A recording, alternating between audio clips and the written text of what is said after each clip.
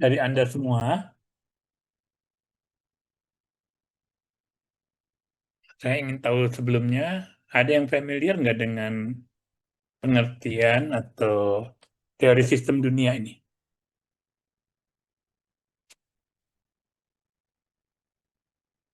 Dimas, gimana Dimas? Iya Pak. Teritorial sih Pak. Hmm? Kayak pembagian kerja secara teritorial. Gimana itu maksudnya? Kayak jadi kayak pelaran barang dan bahan mentah gitu Pak. Kayak Iya, pembagian itu kayak mengacu pada kekuatan dan hubungan produksi dalam ekonomi dunia secara keseluruhan. itu kenapa bisa terjadi begitu?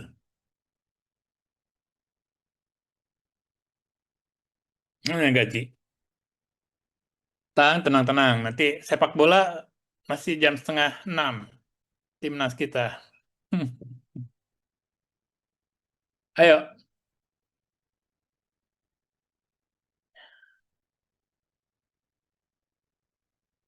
Jadi kayak gini Pak, maksudnya Pak, kayak mengacu pada kerangka Pak, kerja yang interpretatif yang menawarkan modal Pak untuk interaksi manusia. Jadi kayak yang mencakup dimensi ekonomi, politik, dan sosial. oke. Eh, oke ya, jadi saya akan sampaikan sedikit satu kerangka teori penting dalam teori pembangunan, yaitu yang disebut sebagai teori world system theory atau teori sistem dunia. Paling nggak ini pengaruhnya banyak ya, bisa ke ekonomi, sosiologi, ilmu politik, dan lain sebagainya. Nah, kita akan membahas kerangka-kerangka dasar dari eh, pemikiran itu ya. Eh, saya mau share dulu.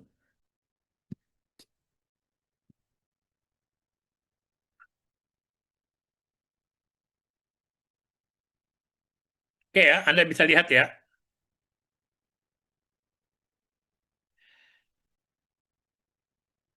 Apa yang disebut sebagai teori sistem dunia itu dicetuskan mungkin bukan pertama, tapi yang membuat itu sebagai satu pemikiran yang mendalam itu oleh Immanuel Wallerstein, World System Theory, yang me- menyatakan bahwa dunia itu sudah saling terhubung sejak periode,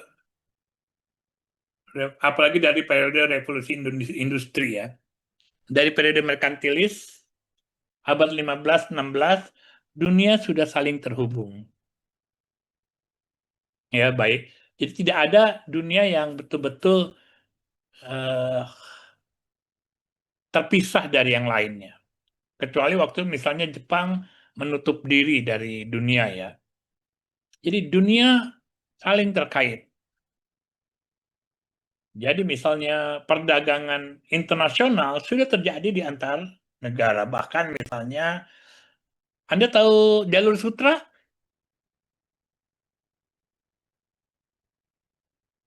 Ada yang tahu Silk Road? Jalur rempah? Nabila? Anda Iya, tahu? Pak. Tahu, Pak. Apa tuh? Jalur rempah itu di mana para kolonial baik Belanda, Prancis maupun Portugis itu ke Indonesia untuk mencari rempah-rempah kayak gitu, Pak. Jalur sutra? Kalau yang itu kayak saya kurang tahu, Pak. Jimar gimana Jimar?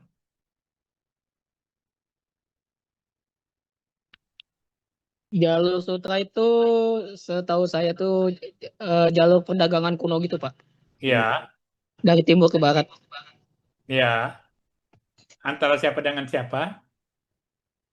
Dulu pada zaman kolonial sih Pak, gitu tepatnya. Oke, jadi kalau Anda tahu jalur sutra, yaitu yang sudah terjadi, Anda kenal nama Marco Polo? Jimar? Seorang pelayar, Nah, siapa? seorang pelayar Pak. Layar apa? Marco Polo? Penjelajah Pak. Ya, seorang penjelajah petualang. Cerita dia di sekitar abad 12-13 di seorang Italia ya, yang kemudian tinggal di Tiongkok saat itu, dan dia menyaksikan bagaimana perdagangan sudah terjalin antara Tiongkok ya sampai ke Eropa. Ya, sutra itu sudah bergerak dari ada jalurnya tuh ya lewat Afghanistan dan sebagainya sampai ke Italia, dari Italia ke Eropa Barat dan lain sebagainya. Jadi sudah ada namanya sebuah struktur, sebuah pola hubungan panjang antar negara yang sudah terbentuk sejak lama. Ya, eh, itu satu. Prinsip dasar tentang konektivitas, saling terhubung. Setiap negara saling terhubung di antara masing-masing, termasuk Indonesia. Jadi bahkan kita jauh seperti tadi disampaikan teman Anda, sudah ada jalur jalur rempah, meskipun jalur rempah itu jauh terjadi sebelum terjadinya kolonialisme ya. Jadi misalnya para pedagang Arab datang ke Nusantara, bawa produk rempah-rempah ke sampai di Iran, dipakai di mumi dan lain sebagainya untuk pebalseman mumi, pengawetan mumi. Jadi hubungan antar negara, hubungan dunia itu sudah terbentuk sejak lama. Ya, Eh, itu prinsip satu. Prinsip dua, bagaimanapun di dalam hubungan itu ada satu pola yang sifatnya tidak equal. Seperti yang teman Anda sebutkan, ada yang pembagian kerja internasional, nanti itu turunan dari teori teori pembangunan sistem dunia ya. Dan juga ada hierarki, ada yang unggul, ada yang di bawah, ada yang di tengah. Sama lah ketika posisi ranking FIFA ya. Ada yang nomor satu, ada yang nomor sekian gitu. Dan semua orang ada hierarki. Dan dunia di dalam konsep utama di dalam uh, pola hubungan itu adalah dibentuk dalam core, periphery, dan semi-periphery. Negara inti, negara semi, pinggiran, dan periferi atau pinggiran.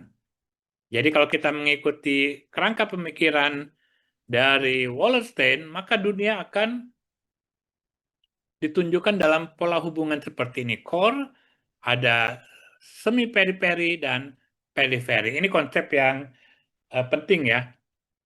Di mana misalnya di negara inti, mereka menciptakan produk dengan tingkat keuntungan konsumsi yang tinggi. Misalnya, Amerika menjual iPhone jauh nilainya lebih tinggi dibanding kita menjual hasil bumi atau tambang, ya, bahan-bahan mentah. Jadi misalnya apa? Produksi Indonesia itu apa ya? Misalnya tempe. Jadi harga tempe dibanding harga iPhone jauh lebih unggul harga iPhone, dan negara-negara inti mendapatkan keuntungan besar dari pola perdagangan seperti itu. Ya. Jadi di tengah-tengahnya ada semi-periphery, misalnya Amerika produsen dari teknologi komputer, lalu semi-periphery-nya ada Taiwan, ada Korea yang bikin namanya iPhone, bikin apa? Bikin chip, konduktor, lain sebagainya, dan kita hanya menikmati. Anda bisa lihat posisi Indonesia di sini di mana sekarang? Menurut Anda?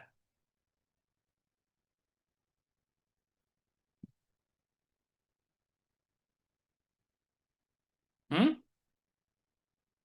Posisi Indonesia dalam relasi ini di mana?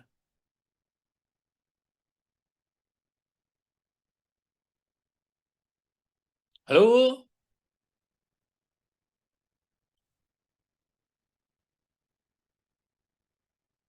Dimas? Dimas?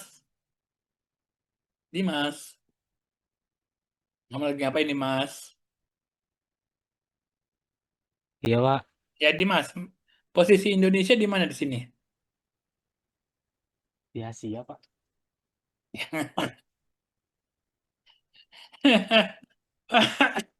Iyalah pasti di Asia. Nggak, maksud saya, eh, Wallerstein membagi dunia dalam 3 kategori ini. Core, negara inti, semi pinggiran, dan pinggiran, sesuai dalam pola kedudukan dalam artian perdagangan internasional. Indonesia menurut Anda, Dimas, ada di posisi mana?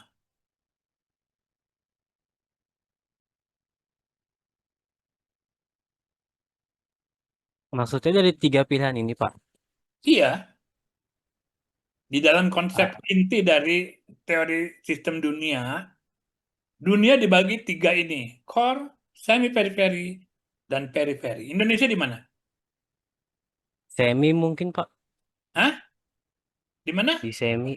Kenapa Semi, semi? semi. Semi periferi. Kenapa Di- disebut semi periferi? Karena mungkin ini karena negara berkembang kayak masih di tengah-tengah di antara kemunduran atau kemajuan negara tersebut, Pak. Kalau yang periferi apa? Negara-negara apa?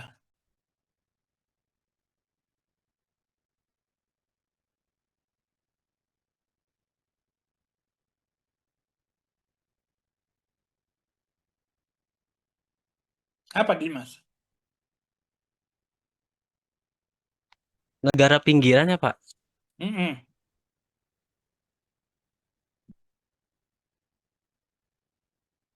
Oke. Berarti maksudnya negara eh oh, Hmm? Kamu ngerti nggak konsep core, semi periferi, dan periferi dalam teori sistem dunia? Paham, Dimas? oh iya, Pak, Indonesia berada di periferi, Pak. Kenapa? Karena mungkin pinggiran. Pinggiran apanya?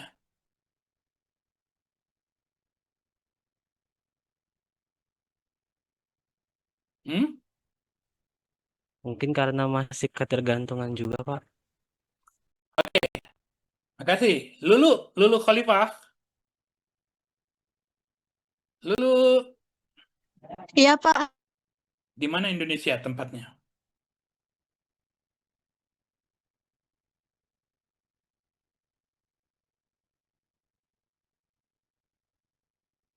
Mana Lulu?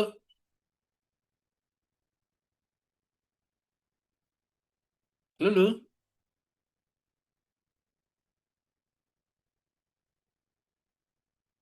Hmm? Menunggu ketik chat GPT. Gimana Lulu?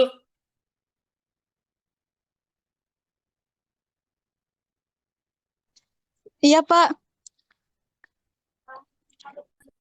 Menurut Anda Indonesia ada di mana? Atau gini lah, pertanyaannya saya akan ubah. Immanuel Wallerstein dalam teori sistem dunia menggulirkan satu pemikiran utama tentang pembagian dunia dalam bentuk 3 klasifikasi antara core, semi-periferi, dan periferi. Apa maksudnya? Gimana maksudnya dulu? Mengapa dia membagi itu?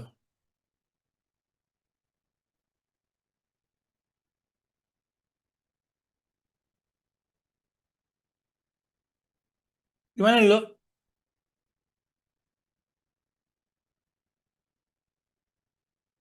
Mungkin karena itu Pak, kan negara apa sih setiap negara kan beda-beda ininya Pak. Mm-mm. Ada yang negara berkembang, ada yang masih eh apa sih masih menengah ke bawah mungkin Pak. Terus, Ada juga yang menengah ke atas. oke. Kenapa dia mengeluarkan konsep core, semi-periferi, dan periferi di dalam teori sistem dunia? Karena ini inti dari penjelasan teoritisnya. Kenapa?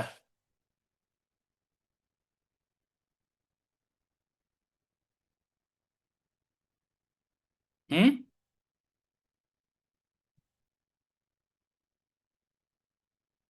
Gimana dulu?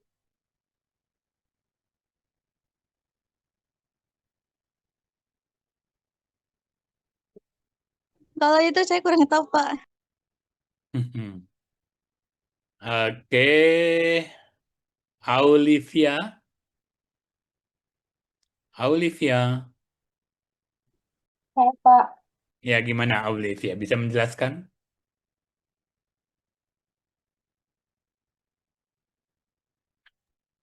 mungkin kalau dari saya kenapa dibagi jadi tiga itu buat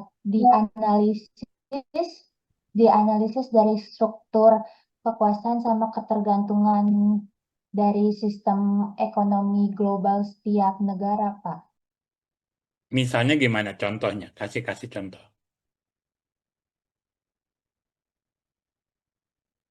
Misalnya kalau menurut saya dari eh, yang core itu kan bisa disebut negara inti.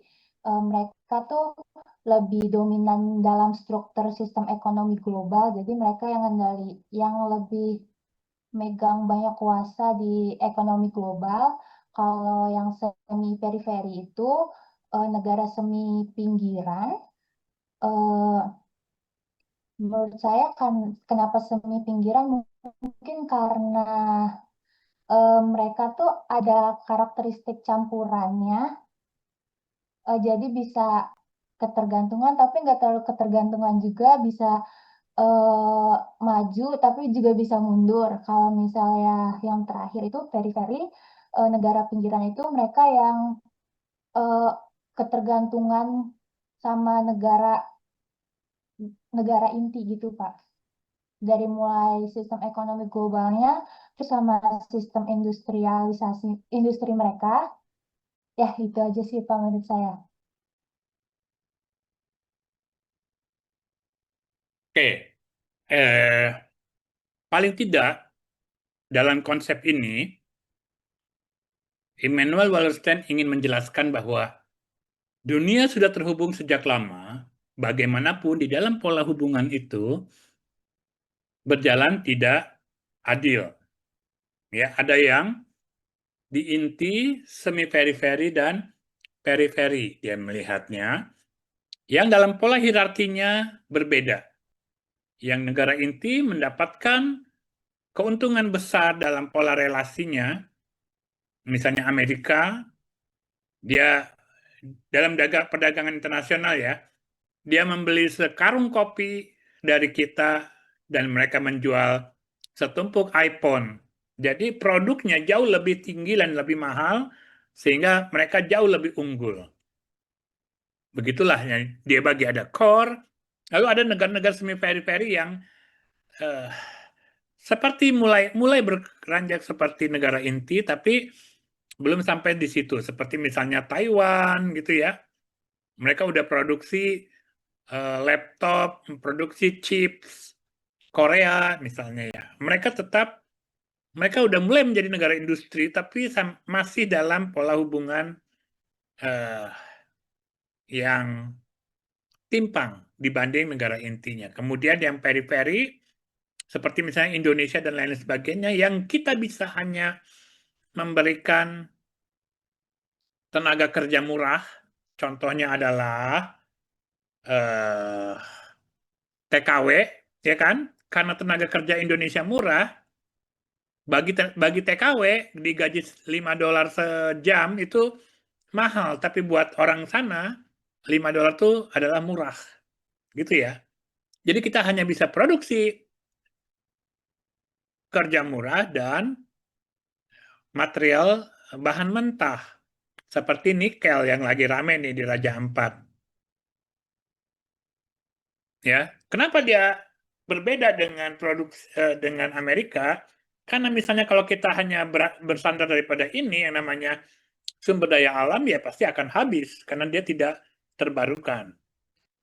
Lingkungan rusak, habis, dan tetap miskin. Itu problem yang dihadapi oleh kita semua.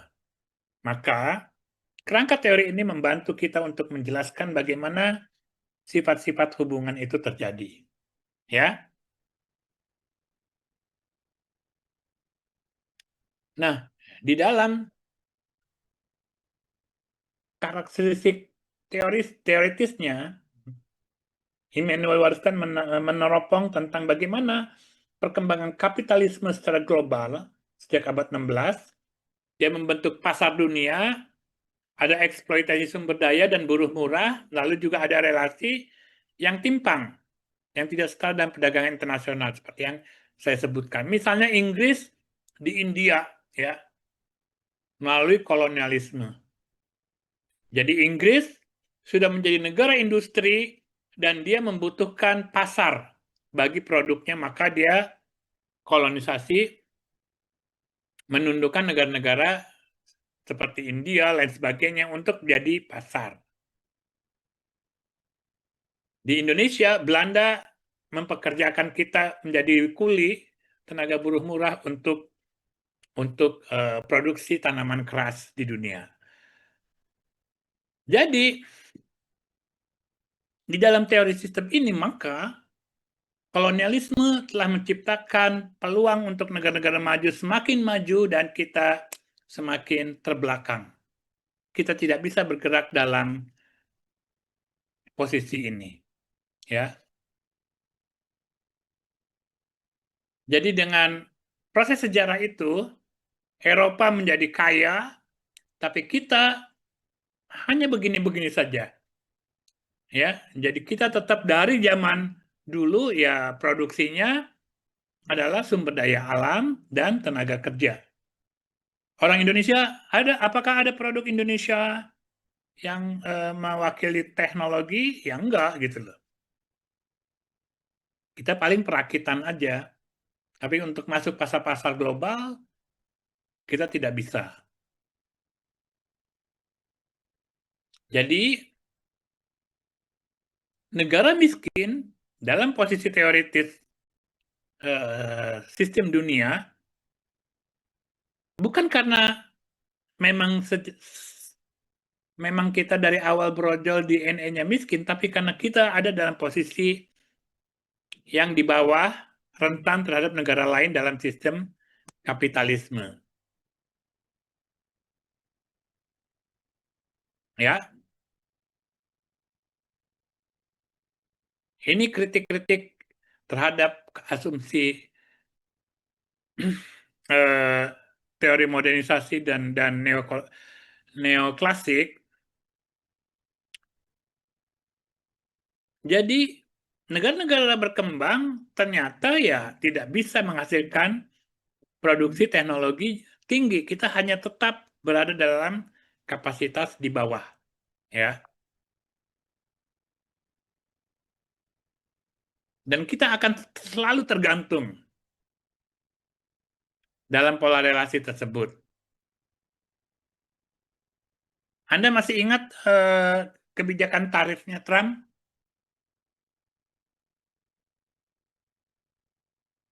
Nurmima, Anda tahu apa kebijakannya? Kurang tahu, Pak. Nggak ngikutin. Devina?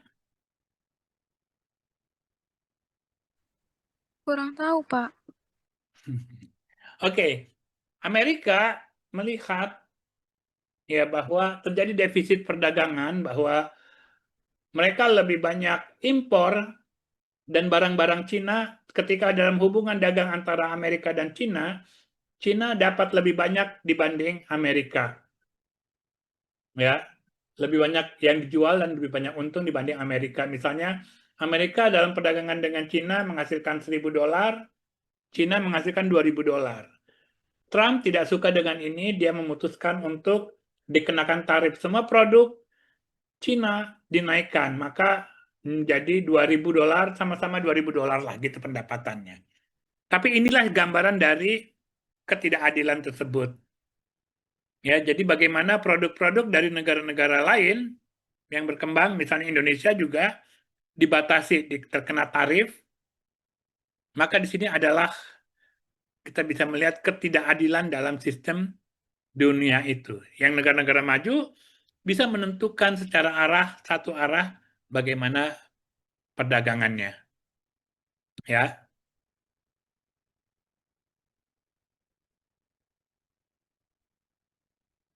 Maka jalan keluar dari teori-teori ketergantungan ini dan sistem dunia adalah kita bikin satu pola perdagangan baru, mengembangkan industri domestik, dan membangun sebuah aliansi di sesama negara miskin. Yang terjadi misalnya seperti pembentukan BRICS kemarin ya, antara Brazil, apalagi BRICS, beberapa negara lah, India, China, Asia, Afrika Selatan, yang berupaya untuk membangun kekuatan aliansi baru menghadapi ketimpangan di dalam sistem global tersebut. Ya, jadi ada satu aspek penting yang perlu diingat di dalam teori sistem dunia ini, bahwa bagaimana relasi antara core, semi-periferi, dan periferi terjadi secara tidak adil. Ya, kira-kira itu. Ada yang ingin tanyakan?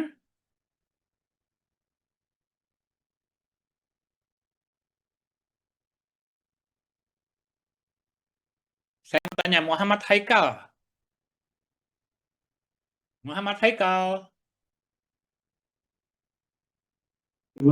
Ya Pak,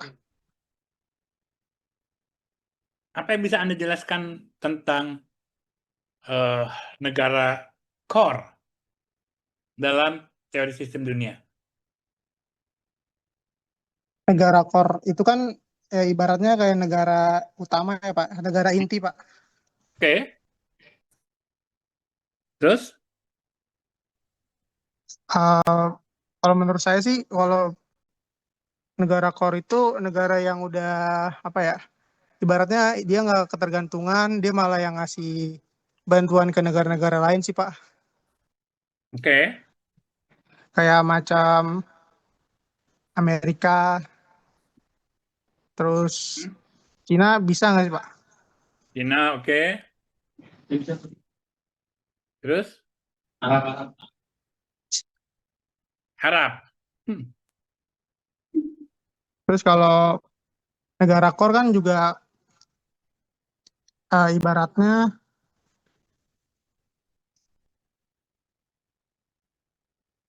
Apa? kayak apa, memiliki teknologi tinggi itu Pak. Ya. Kayak memimpin industri bernilai tinggi juga Pak. Oke. Jadi juga yang bisa ngatur-ngatur perdagangan global Pak, kayak waktu tarif Trump itu Pak. Oke. Oke, good. Kira-kira begitu ya poin-poin pentingnya. Jadi nanti kita akan diskusikan lagi di kelas nanti dan pertemuan selanjutnya. Nggak ada pertanyaan lagi? Cukup Pak. Oke, baik. Saya mau absen ya.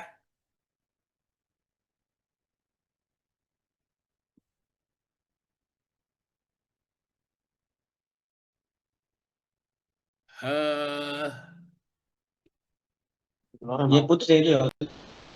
Ilman,